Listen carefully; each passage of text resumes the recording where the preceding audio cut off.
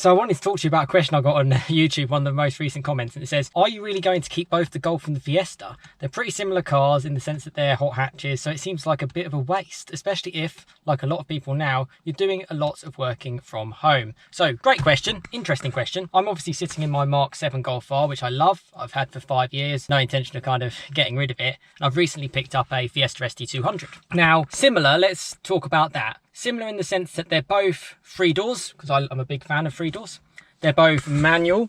Most Golf Rs are actually DSG, to be fair, but this one's a manual. The ST200 is only in manual. They're both front engine, but that's kind of where the similarities end, to be honest with you. Fiesta ST is front wheel drive, which is a completely different experience to an all-wheel drive car like this one. Traction is just, you have traction all the time in this. You don't in the ST200. My ST200 is tuned, so yeah, it's even more difficult. But the other big thing is the weight. This car probably weighs about 350 kilos more. So that's a big thing, which means add agility, the ST is slightly better. Refinement, this is a Golf at the end of the day. You know, it's just, yeah, it's fairly immaculate, to be honest with you. I mean, it's, put it this way, I would never consider getting rid of this car for a Fiesta ST, because for me, they're completely different.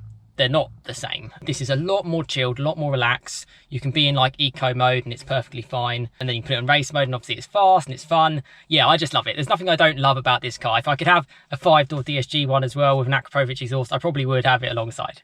Who knows? Who knows what I'll do in the future? Yeah, the ST is certainly more of a fun car, or more of a person probably in their 20s who has a bit more tolerance, like I probably did when I had it before. I had it one from new in 2013, and I went from that car to this car, and I was so down because that Fiesta was so much fun, whereas this car just wasn't quite as entertaining. I know the car market quite well, and I kind of wanted to practice what I preach. You know, I would always recommend someone a Golf R, and I'd always recommend someone a Fiesta ST.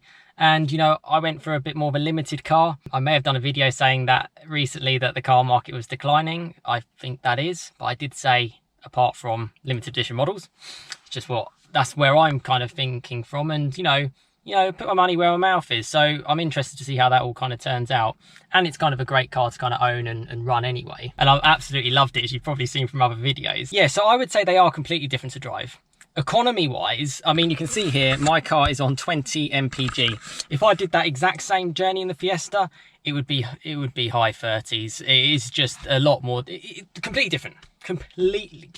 Yeah, you sit a lot higher in the Fiesta as well, surprisingly. The seats are great, but in the Golf R, you actually can pump it really low, which is what I like. A lot more space as well. Turning circle in the Fiesta ST is horrendous. It makes you feel like an awful driver. It has not got any lock on it.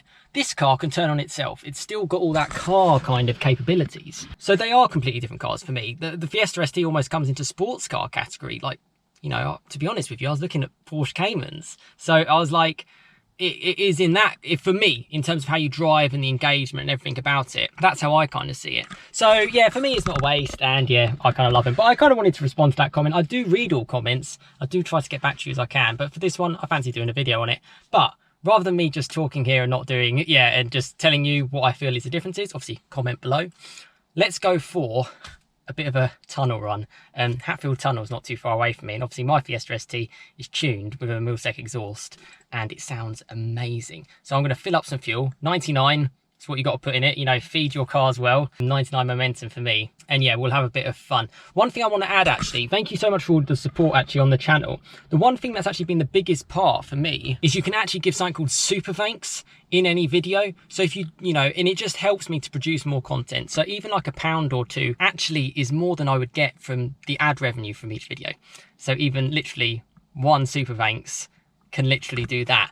And even if it doesn't go towards the video that you're talking about, that I'm sort of sitting here in my car, I would like to produce obviously more content. And if that kind of pot builds up, yeah, I'd like to use it for the channel. That's basically it, and produce more content for you. As if by magic, I'm in the Fiesta ST200. So here's just an idea of the interior, and you see what I mean about it's not quite the same. This is obviously a special edition, so you know, it's fully optioned. I mean, it's actually better spec than the Golf R, which you can just about see in front of me. There it is. Because this actually has like reverse camera, everything. It literally has every option you can get on this car. The Golf Rs in that sort of era were very, very well spec'd. So I actually obviously had heated seats, climate control, 2-zone, Yeah, it had pretty much everything. You know, it didn't have leather or anything. This actually has partial leather, so it's quite nice. But you see what I mean? I sit quite high. And yeah, it's very much more rudimentary. It's still got cruise control and stuff, 6-speed manual handbrake, which is really nice. Obviously, it's an electronic handbrake in the Golf R, so you lose a little bit of feel. But I haven't had the two cars together, so I'm looking forward to seeing how this looks. Let's wander out. Get the side seals. Oh, there's the 200, and there's the Golf R. Both cars together. 3-door manuals. Yeah, tech intercooler. Love the wheels on this. It's a bit surreal to actually have both cars here. I'm kind of lost for words. Let's go for a run. Let's fill her up with some 99. And yeah, you're going to want to hear this in the tunnels.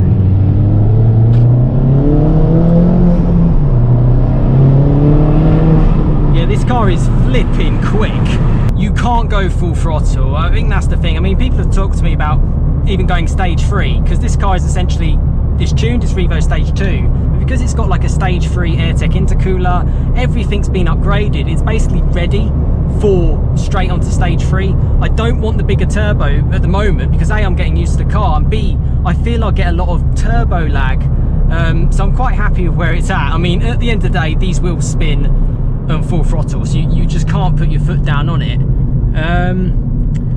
Yeah, but we get to enjoy the Hatfield Tunnel behind a BMW M3, which is very nice. Nice Audi S3 there too. All very nice cars. M3 probably sounds very good as well. What will this car sound like? This is one of the longest tunnels, I believe, in the UK. So if anything's going to sound good, this one's going to sound good. It's got 99 fuel in it, which does improve the sound. I know that from my last ST. I'm excited for this. Yeah, just hear it. Tell me what you think.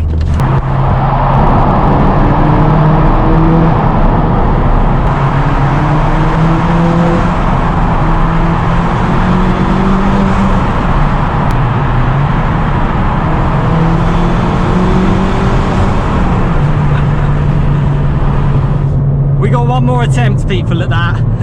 One more attempt. Yeah, certainly like the plastics and stuff in here, it's not on the same league as the VW, and also speed. So a stock version of this would get annihilated by a Golf R. Round the twisty bends on a country lane, you know, these are very, very good. This car's obviously 250 horsepower. Oh, Focus RS. Yay! Oh, I love those Focus RSs. And even this car tuned, I think in gear you'd be surprised. I need to dyno this car. I don't know what it's pulling. When I went to a fast board meet, they said it's probably an easy 250 because of all the upgrades that the car has. You know, I like to be conservative, 235 to 250, that sort of distance.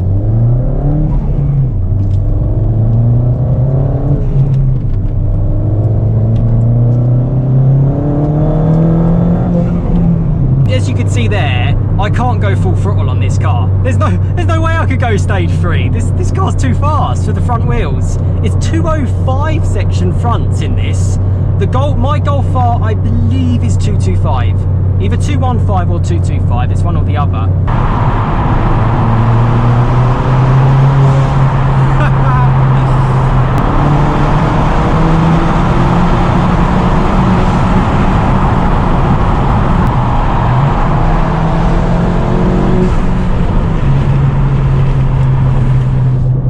This car is absolutely insane. What a piece of kit. Really is one of the best cars I've owned. No sound imposer, I want to stress that. This is real noise, people. Real noise. Yeah, I have to get the wheels straight before I can actually go anywhere.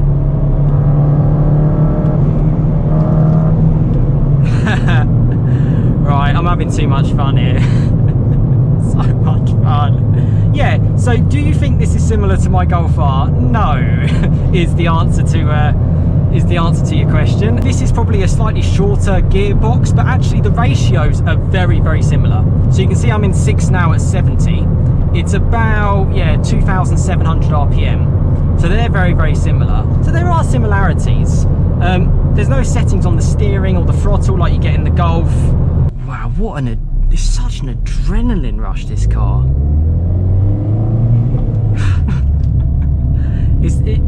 I really do want people to experience it.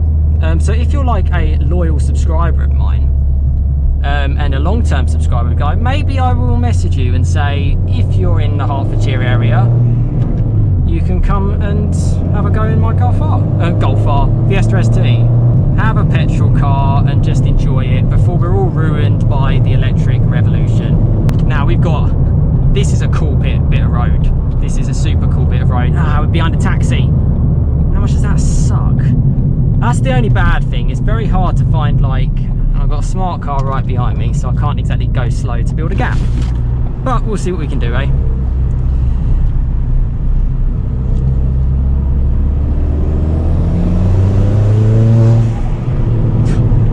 Even at that, it just squirms. It's too much power for the front wheels. Even though this has got a Quaife mechanical diff, the open diff has come out. Yeah, I mean, beautiful day, beautiful car.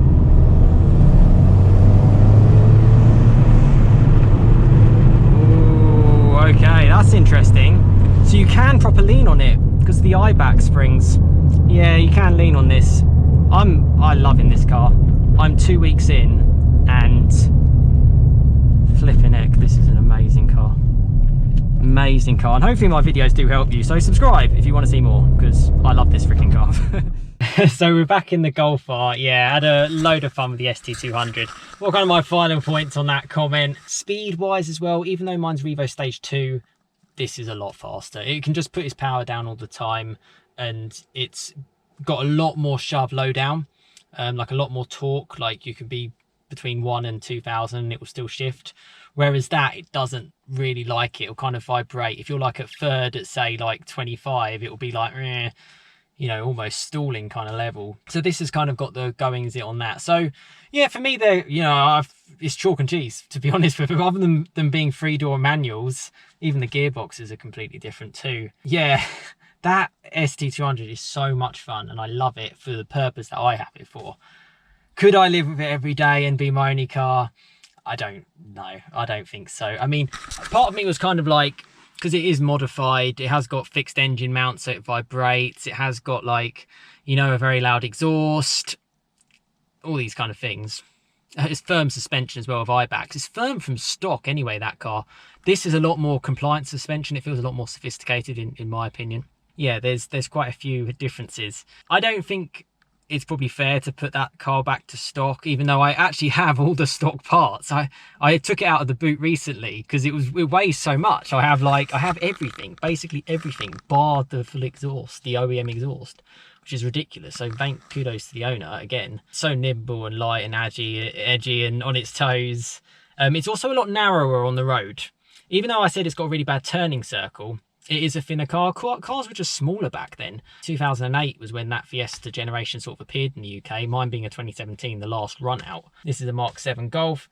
You know, even the Mark 8 Golf felt a little bit wider than this. Yeah, I don't really want to go any wider. I'm super grateful to be in this position, and to be honest with you, if any cars were going to go, probably would all go, and I'd just walk and cycle everywhere. At the end of the day, they are luxuries. And one point that the person did mention is obviously everyone works from home now. I do also work from home, but I've worked from home even before the pandemic. That's just what I prefer to do. Whenever I do go into the office, I hop on a train and I head into central London. That's what I do. It's 20 minutes for me.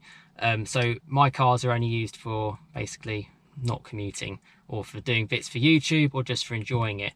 With this Golf R being obviously the daily.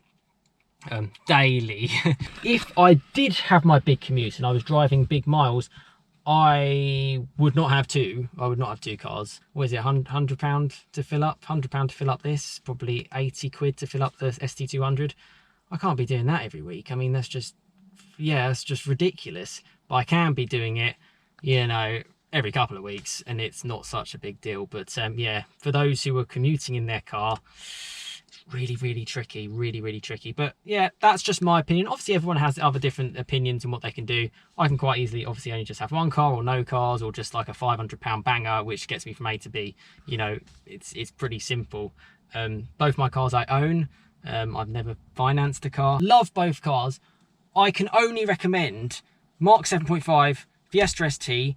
Doesn't matter if it's stock or tuned, I think they're great. If you get a tuned one, make sure it's being well looked after. Golf R, same thing. Stock and tuned, both unbelievable. Unbelievable.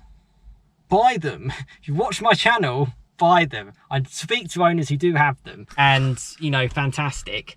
I can only recommend these cars. I love them so much. It's my passion, and it's probably a passion that's not going to last forever, because yeah, who knows, consigned to the history books, I feel, these types of cars. Big thing as well, brakes are much better in this. So this is 340mm fronts, and I think it's like 280 rears. The brakes, the stopping power is far superior in this. That Fiesta ST, particularly from stock, you could open the door and put your right foot out and it would slow down quicker. The brakes and pads are appalling from stock.